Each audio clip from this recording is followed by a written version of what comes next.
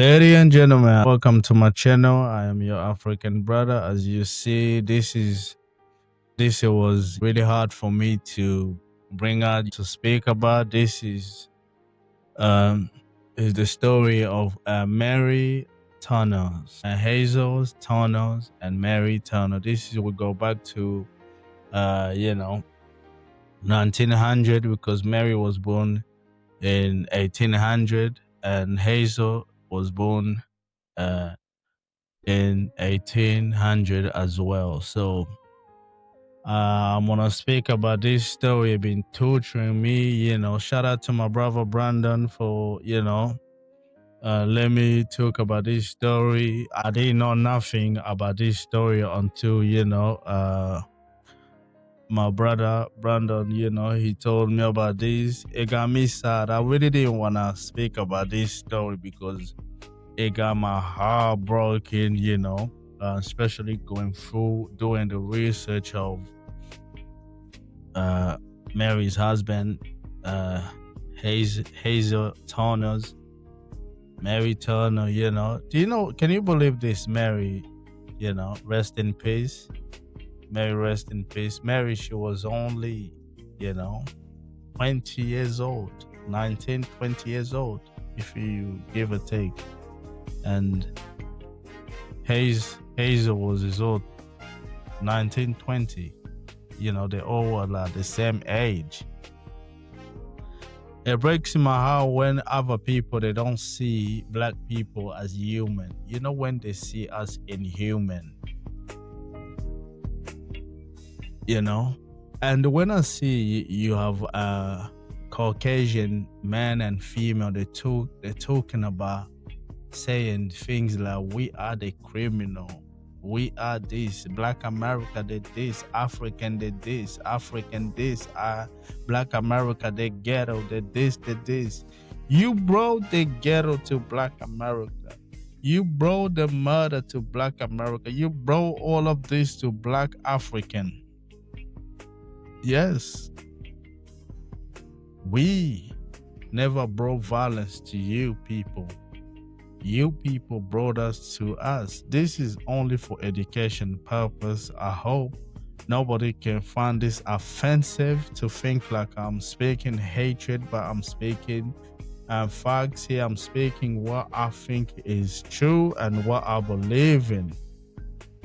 And what I'm gonna say is this, majority of you are Christianity that believe in the Bible, the scripture, whatever Jesus, your Superman preach. Look deep in yourself. I mean, Caucasian black people, look deep in yourself that you think, some people were not human, because what have done to a black woman back in the day, especially black men, man, they got it worse as well, man.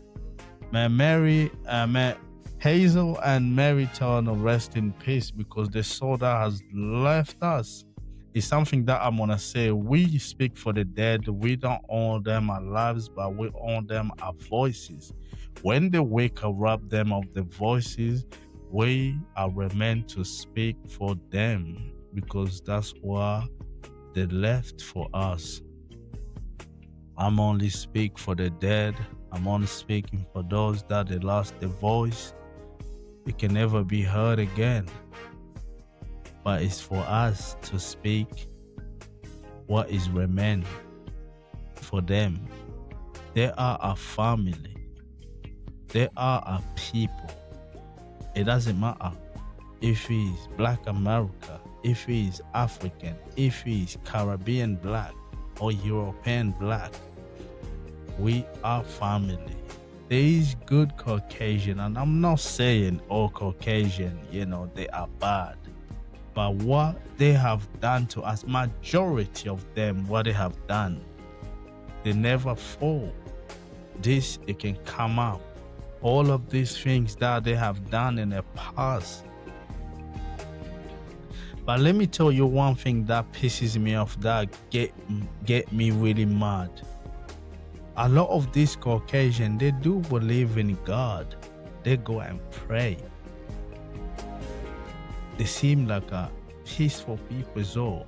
normal. They will go in church, work, and good families. All they have is all. But what they do behind that is beyond our imagination. We can never think they can ever do things like this. That's why, it breaks my heart to see the lives that have been destroyed just for the hatred that Caucasian they have for us black people. I'm gonna say this again. I know that we have these black people, they call themselves Foundation Black America, and you have African American, and you have us African, and you have the Negro that the Somalian that they think they are now black. But I will tell you this: we are family. When I say family, we don't have to get along to be family. I'm talking about family in color. We are family. We need to stop separating ourselves from all of this. So, my brothers and sisters, this story I'm about to speak about, I'm not gonna lie, it really, what do you call it? It really did get deep in my soul every single time I speak about Mary Turner. Okay, I'm gonna say this. I don't know if the picture that I put over there it is Mary Turner, but forgive me. When I did my research, the only picture that is keep coming out is majority of this. So if it is Mary, but remember, Mary died, that's 1918. That's a long time ago, We don't know if they had her picture, her original picture, we can never know, but yeah. But ladies and gentlemen, my name is Fortan Zimbu. Yes, we're gonna carry on, we're gonna speak about this story. I speak about a lot of things, but the things that matter the most, this is for education purpose, especially when it comes to our children. They need to understand the world that we're living. It's not easy being a black person. It's not easy just being a human. But let's just go about this story. Let's just go about it. On May 16th, 1918, a plantation owner was murdered, promoting a manhunting which resulted in a series of lynching in May 1918 in southern Georgia, United States. White people, Caucasian people, killed a lot of black people during the 2 weeks of that manhunting. In that 2 weeks, when they went crazy, just because one Caucasian man was killed by a black man. Why the white person got killed? Why the Caucasian man got killed? Let me just say it like this. He was mistreating black worker, especially black worker that they accused of doing something that they did not do. Innocent black people and put in prison. When they come out, this white plantation owner went and take them black people so they can work for him. And because he was mistreating black people, what he did, what they do, they always mistreating black people. And that black person, he was like, what? I have it. Enough is enough. He unalived the Caucasian. He unalived the Caucasian in May 16th, in 1918. He unalived that Caucasian. And why Caucasian they went insane? Why men they went insane? They went manhunting of a lot of black people in that 2 weeks. So they say here 13 black people they were killed. No, that's not 13 black people they were killed. There was a lot of black people that they were killed in that time. Among of these killed was Hazel Turner. and his wife, Mary Turner. Hazel was killed on May 18th, and the next day, May 19th, Hazel Turner in May 18th, he was killed among other black people because of one. Look at this, one white person got killed, and majority of black people, they start getting killed. You know, they start unaliving black people, and this was not right. So let me just go back to this. On May 19th, his pregnant wife, Mary, was stranded out by his feet, doused with gasoline and oil, then set on fire. 8 months pregnant, Mary was burned, mutilated, and shot to death by a local mob. Mary's unborn child was cut off from her stomach and stamped to death.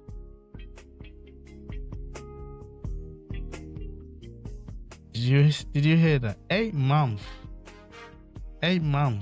pregnant, Mary was burned, mutilated, and shot to death by a local mob. Mary's unborn child was cut off from her stomach and stamped to death. Her body was then repeatedly shot. No one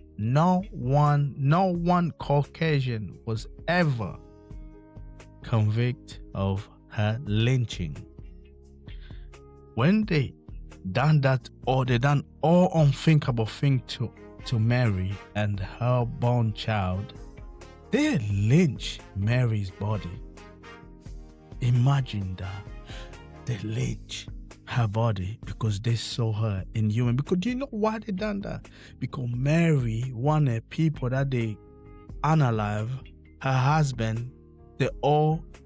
Mary wanted all of them to be convicted. Mary, she was doing everything. In one day, she was doing all of that. Imagine, from May 16th to May 19th. And let's not forget all of this, what is happening. These lynching are example of racial motivation mob violence by white Caucasian people against black people in the United States, especially South. A special deal 1880 to 1930. I'm gonna say to 1930 to 1955. Let's not forget Emmett Till. Even Emmett Till was unalive in Mississippi. Just imagine that period. Let's go all the way back. From 1880 to 1930 and 1930, 1955. The peak of lynching. Briggs County in Georgia, and Georgia among the states had the highest rate of lynching in the nation during this period. And do you know how many black people there was unalive in them time? Lynching. Briggs County in Georgia, and Georgia among the states had the highest rate of lynching black men and female in nation during this period. The NAACP referred to the murder of Mary Turner in its anti-lynching campaign of 1920, 1930, and 1940.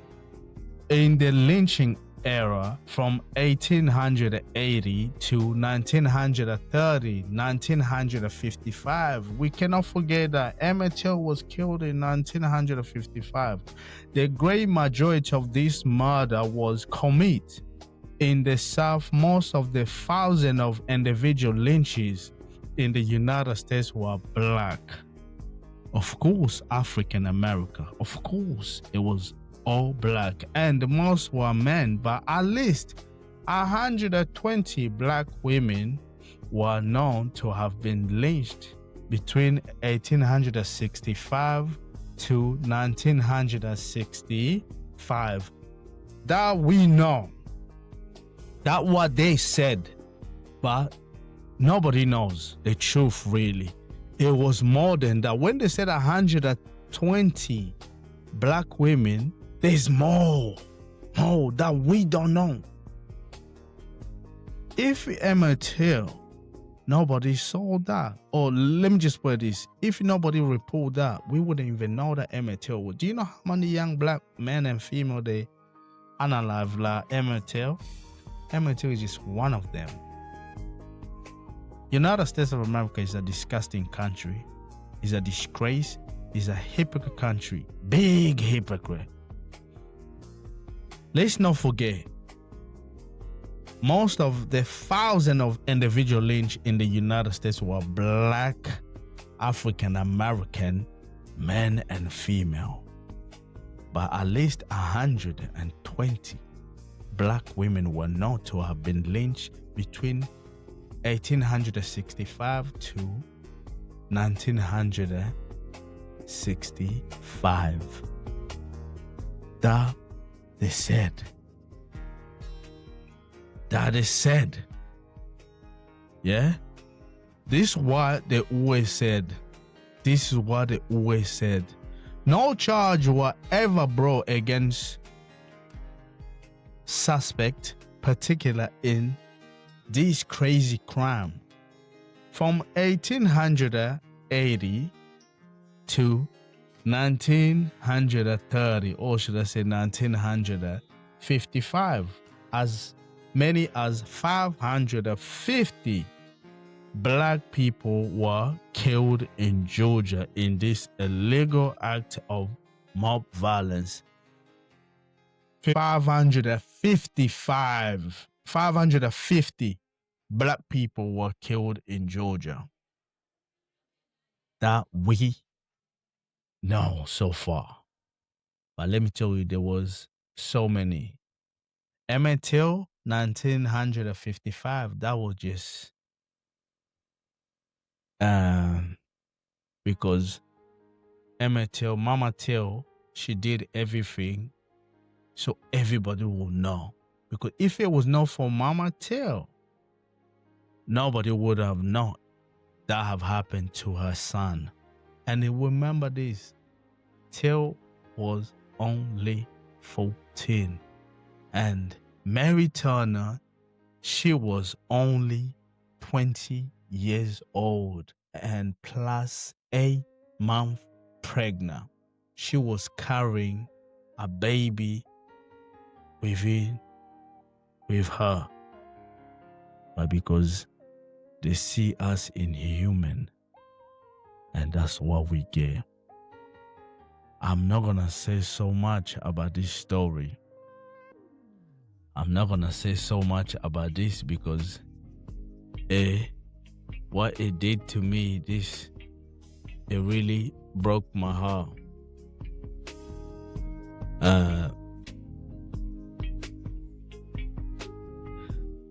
To see a young woman to lost her life just because of hate. Caucasian people, they say we are the violent one. Black men, black African America, they are violence, they are gangster. But who is doing the most killing? Who been doing the most killing? Two words, Black American.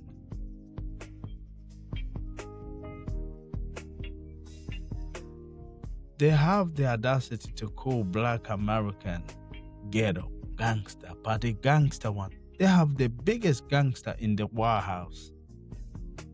He's not black, white. Do you know how many young people they lost their life? When Mary Turner, she was mutely killed. She was killed like an animal. Yes. Do you know all them women and yeah, all them men? Do you know what age they were, all of them? Start from Emmett Till's age. I'm telling you. Yes. 14, 15, 16, 17, 18 years old, 19, 20, 21. All of them, they were this young. And them were people. None of them went in prison.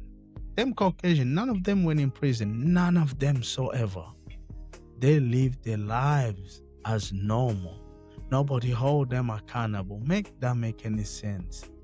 So when somebody is talking rubbish about Black American, any Caucasian that they trying to open their mouths to say this, or even any of us, we just trying to say, how can they act like this or they behave like this? Do you know what they've been going through or what they went through? Look, if Emmett Till was alive, do you know he would be 84 years old? He would be 84, 85 years old. Emmett Till. Today, 2025, November. He would be about 84 years old, 85. Yes, he would have been. The sad part is, we can never let all of this story die. We are the voices. They are our people. We have to speak for them, no matter who it hurts, no matter how much they want to shut this voice down. We need to speak for the things that matter the most. Our children, they need to hear about this. Our children, they need to speak about it again and again. Just the same way that we repeat the story of Jesus Christ, we always have to repeat the story of our people, no matter what country they're from, no matter how far away they can be. We have to speak about it. Let's not forget what they did to Patrice Lumumba. They mutilated Patrice Lumumba. They made him disappear.